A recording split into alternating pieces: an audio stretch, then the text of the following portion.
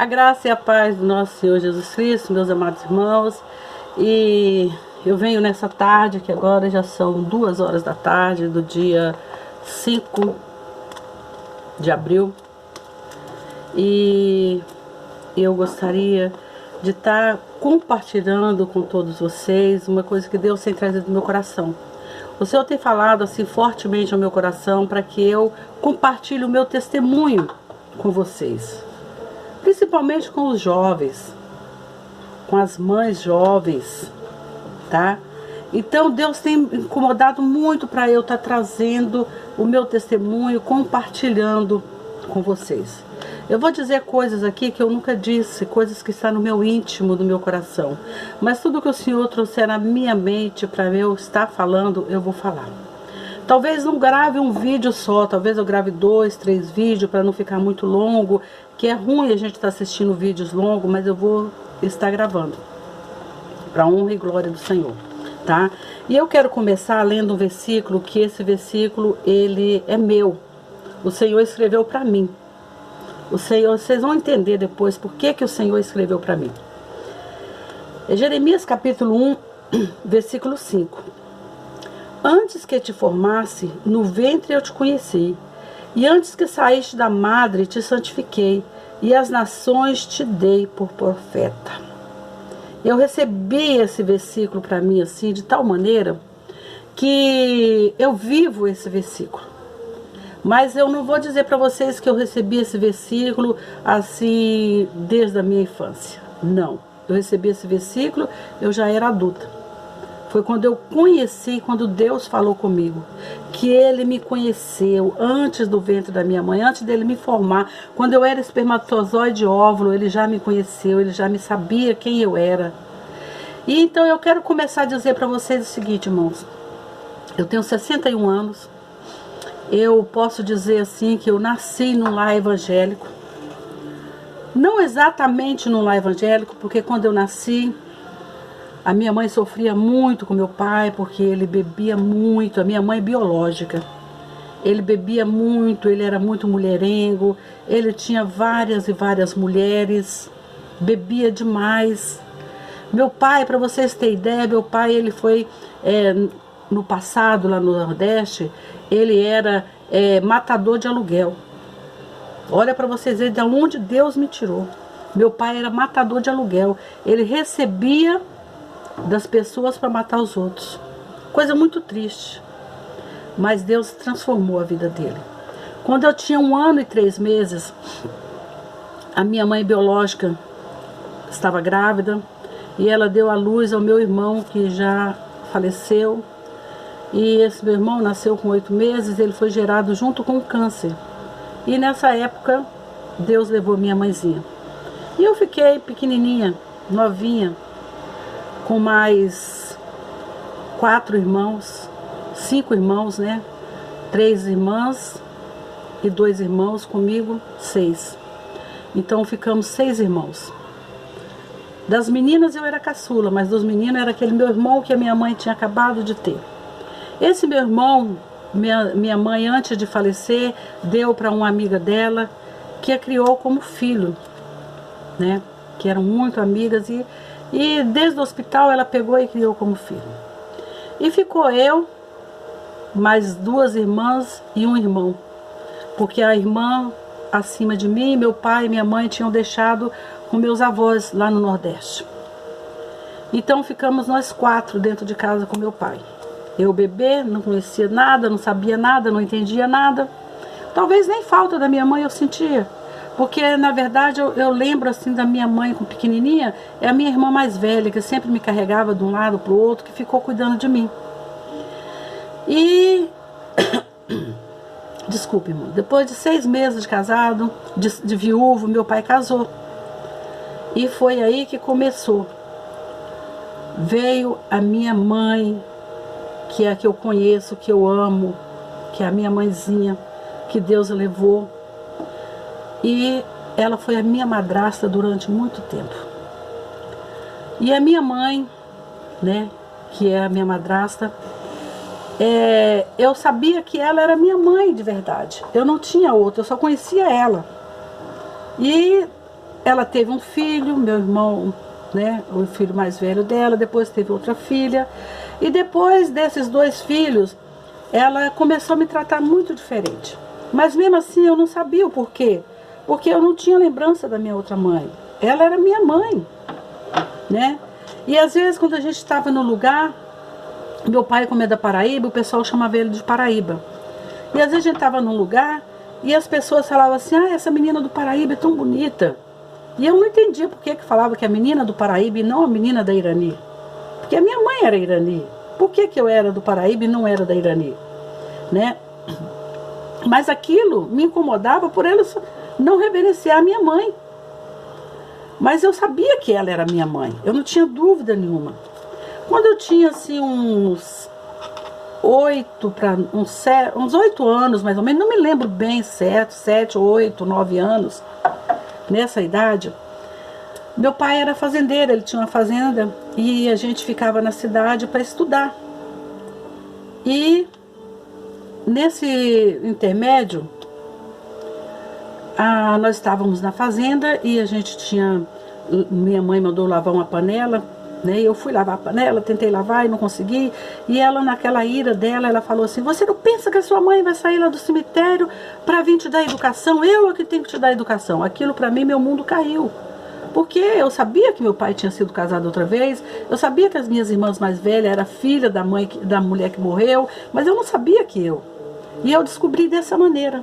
E daquele dia em diante, irmãos, eu fui crescendo com ódio no meu coração. Mas até aí, vamos voltar lá. A minha mãe, né, que é a minha madrasta, ela veio de um lar evangélico. E naquele lar evangélico, eles eram batistas.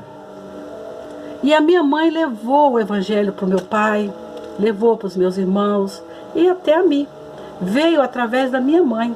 Então, por isso, Deus me formou e Ele me conhecia e me santificou no ventre da minha mãe. Porque Ele já sabia quem eu ia ser, o que eu ia passar, todas as aflições, tudo que eu ia passar na minha vida, Ele já sabia. Ele já tinha escrito, não tinha como sair fora. E eu tinha uma coisa muito importante, que era o meu Salvador, o meu Senhor. Eu aceitei Jesus muito pequena.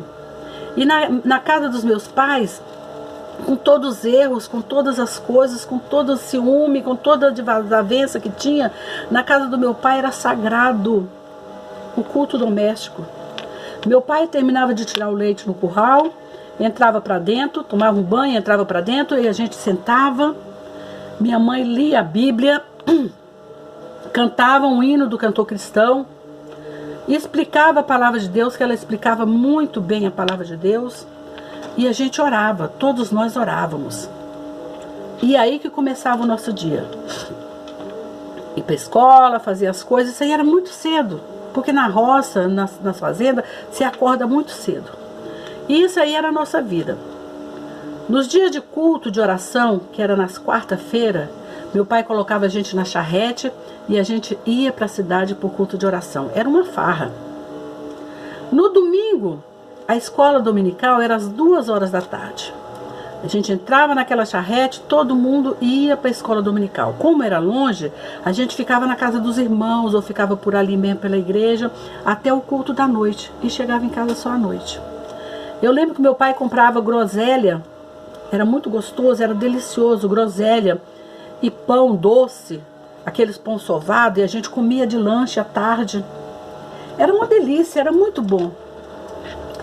Mas o mais importante era que eu estava aprendendo a palavra de Deus. Talvez você, da minha época, pode lembrar daquelas revistinhas Joia de Cristo. Eu amava preencher todas as joias de Cristo, colorir. E nós estamos crescendo assim. Mas a partir daquele dia que a minha mãe falou aquelas coisas comigo, aquilo entrou no meu coração e aquilo me levou a ter uma ódio. Desculpa, irmãos. Eu fico emocionada porque foram momentos muito tristes na minha vida. Mas Deus me deu vitória. Eu tentei me suicidar várias vezes na casa do meu pai. Isso é coisas que vocês estão sabendo de primeira mão. Nunca confessei isso para ninguém. Eu nunca tive coragem de falar isso para ninguém. Porque eu me sentia vergonhada. Meu pai tinha formicida, não sei se você conhece. É um veneno para matar formigas. Várias vezes eu tentei tomar formicida.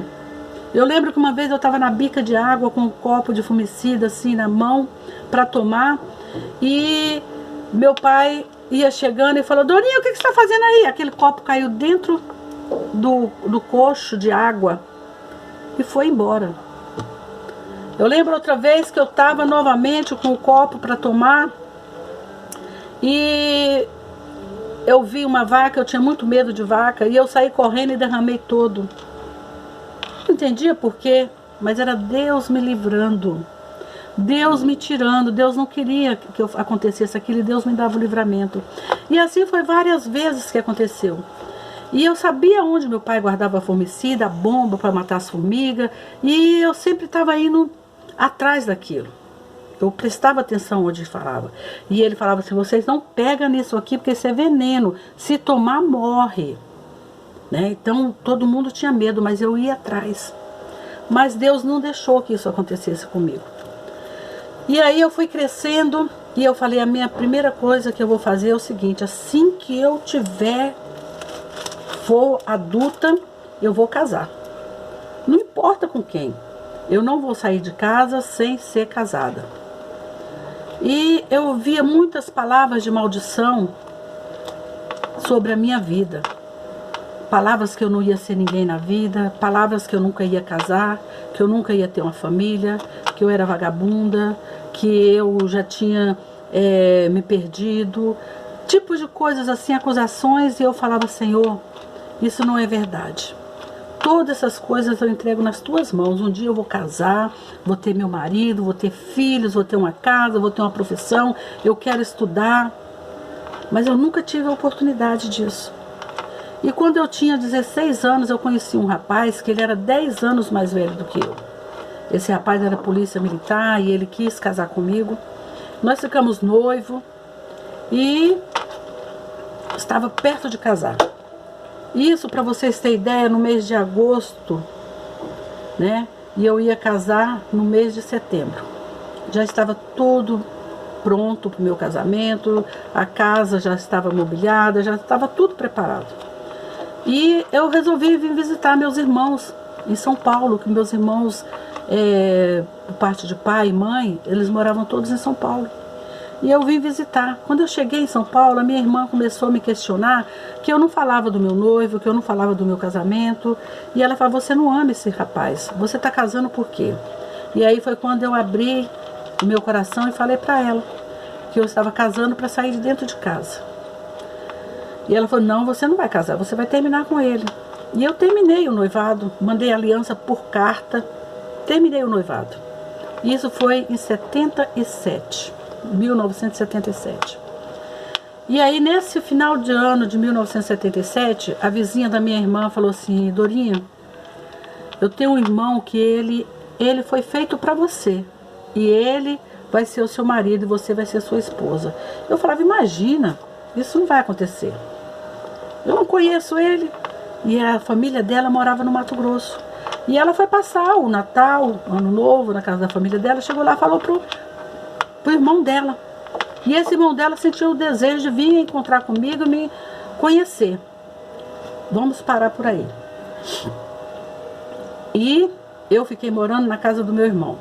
Arrumei serviço na antiga Philips, meu irmão era chefe, gerente lá, arrumou serviço para mim, fiquei trabalhando lá, mas eu comecei a me afastar de Deus.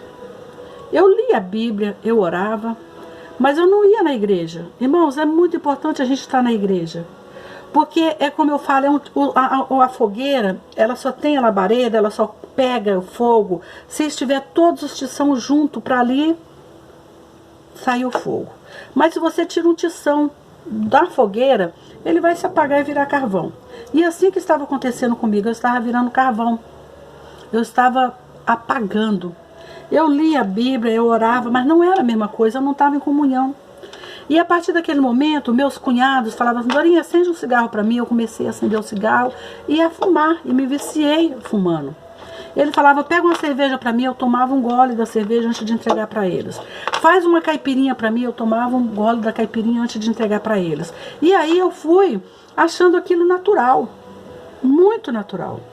Irmãos, o pecado, ele entra na nossa vida vagarosamente, devagarinho, devagarzinho, bem devagarinho, e ali vai se tornando as coisas naturais e comuns. Não há diferença, a gente não sente a diferença, porque ele vai entrando e penetrando na nossa vida. E assim estava acontecendo comigo. E aí, voltando lá, quando foi em fevereiro, esse irmão dela veio para me conhecer. Era a coisa mais linda, era um príncipe. Era o homem mais lindo que eu já vi na face da terra.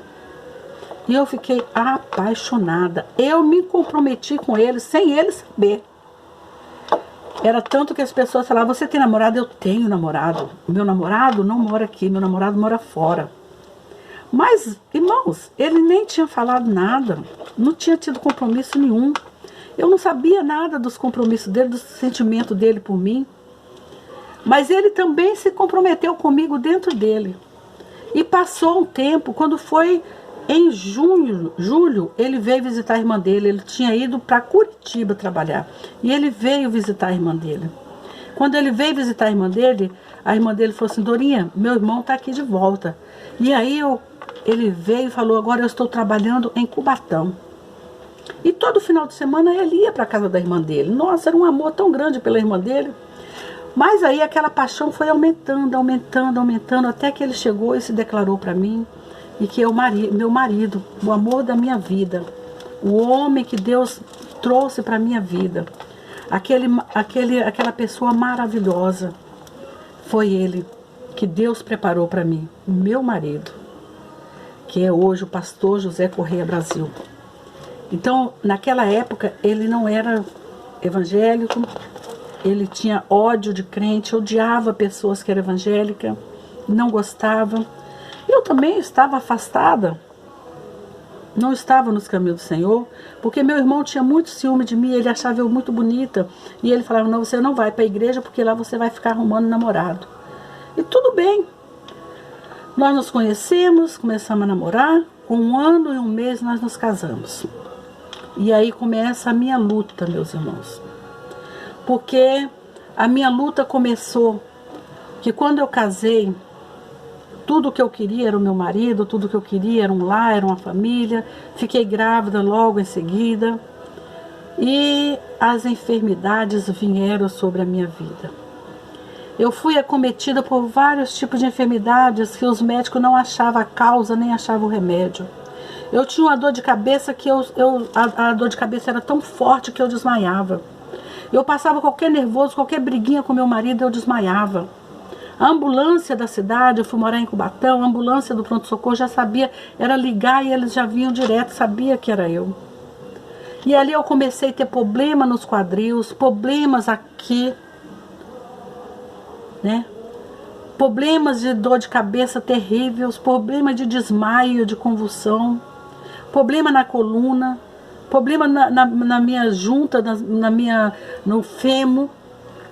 E cada vez que eu ia no médico, o médico descobria uma doença pior do que a outra. A minha irmã, caçula, Eliane, ela veio morar comigo para me ajudar. Porque eu estava cada dia me definhando mais.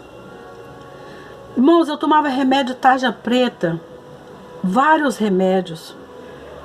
Então eu já não era mais mulher, eu já não era mais mãe. Eu já não tinha condição de cuidar da minha casa. Eu vivia prostrada em uma cama. O médico disse que eu tinha um problema aqui de deslocamento, que esse problema de deslocamento eu tinha que fazer uma cirurgia na cabeça para voltar a colar a minha mandíbula. Outro médico descobriu que eu tinha um tumor na face do rosto que tinha que ser operado. Outro descobriu que o meu fêmur na bacia, ele estava deslocado e que precisava fazer uma cirurgia. Outro descobriu que eu tinha uma epilepsia, que eu tinha disritmia, não é epilepsia, disritmia cerebral. E que por causa dessa disritmia eu tinha que tomar remédios e mais remédios, remédios e mais remédios. Irmãos, foram dias assim de angústia, de tristeza, dias negros, dias no vale da sombra da morte que eu vivia. Atrás da porta do meu quarto tinha um armáriozinho que era lotado de remédio. Eu tinha os melhores médicos, porque meu marido tinha um convênio maravilhoso. E eu sei que aí um dia o meu marido lá no serviço, conversando com um amigo, o amigo falou assim, olha, a melhor coisa que você tem é você levar ela numa mãe de santo, porque isso aí é encosto, é coisa colocada. Se você não for atrás de uma mãe de santo, ela não vai se liberta disso. Meu marido chegou em casa todo feliz da vida e falou, olha, eu descobri, nós vamos na mãe de santo ali no Casqueiro, eu descobri o endereço, nós vamos lá hoje. Eu falei, eu não vou, vá você, porque eu sou crente. Na mesma hora eu tomei posição. Eu falei, eu sou crente e eu não posso ir nesses lugares, eu não posso frequentar esses lugares. E eu não quis ir de jeito nenhum. E ele falou, então eu vou sozinho. Ele foi sozinho, irmão. Nós ficamos em casa, eu e minha irmã e a minha bebê, porque eu já tinha acabado de ganhar a neném, ela já estava com os seus 6 meses por aí. E eu fiquei em casa. Irmãos, eu morava numa casa que tinha o forro de madeira, aqueles forros, igual esse de PVC, só que era de madeira. Enquanto ele estava lá, parecia que tinha uma cavalaria correndo sobre o forro da casa. Eram os demônios correndo lá em cima. E essa mulher falou assim, você pode ir, porque eu vou mandar, né, o guia, e vai convencer ela de vir, e ela vai vir. Irmãos, pois não é que o inimigo me convenceu de ir, e eu fui. Na próxima semana eu estava lá. Quando eu cheguei lá, o diabo lá que estava incorporado na mulher chegou perto de mim e falou assim, volta de onde você veio, porque senão você vai morrer.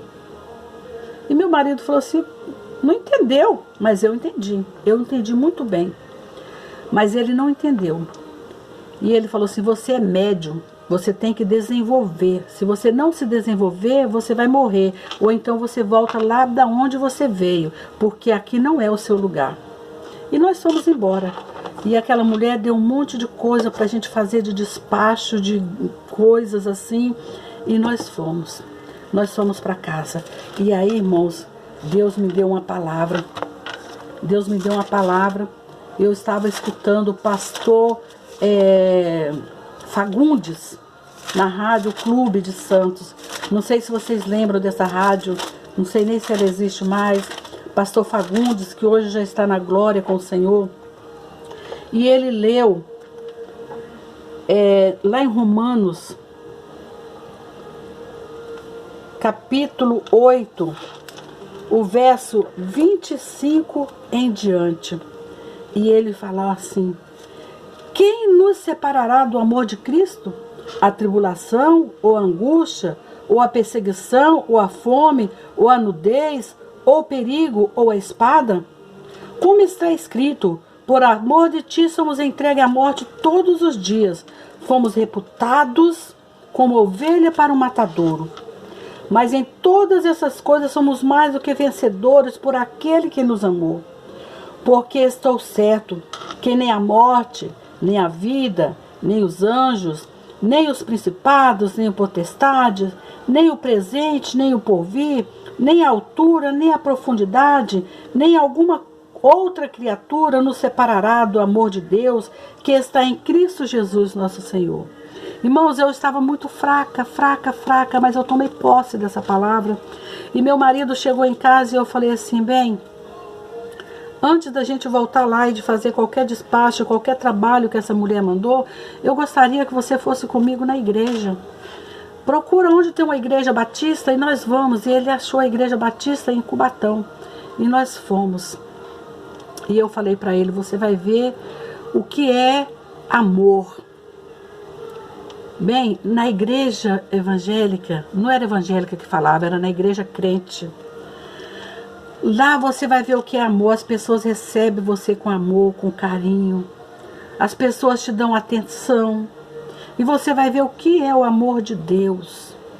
Eu não quero ir para o centro de macumba, eu quero voltar para a igreja, para os pés de Jesus, porque o amor de Deus, eu sou salva em Cristo Jesus. Um dia eu aceitei Jesus como meu Salvador e eu fui batizada. Aos 11 anos eu fui batizada e eu não posso negar essa fé. E aí começou a vir na minha mente quando eu era pequena. O meu avô, que não, na verdade, era avô emprestado, que era o pai da minha madrasta, mas ele foi o homem que me influenciou na minha vida. Ele foi o homem que me influenciou a servir Jesus, o caráter dele, a fidelidade dele ao Senhor. Aquilo até hoje me influencia, um homem de Deus, um homem de caráter. Ele era meu companheiro de oração, ele era meu companheiro para ir para a igreja. Eu ia para a igreja com ele, voltava com ele. Eu ia para a escola dominical com ele, voltava com ele. Eu ia para as campanhas de oração com ele. Eu ia para o culto matutino com ele. Ele era meu companheiro de oração. E aquelas lembranças começaram a voltar na minha mente. E eu volto a dizer, meus irmãos, lembra lá de Provérbios que diz: ensina a criança o caminho em que deve andar, e até quando ela for velha não se desviará dele. Todas aquelas palavras, tudo aquilo que eu vivi com meu avô veio na minha mente, veio no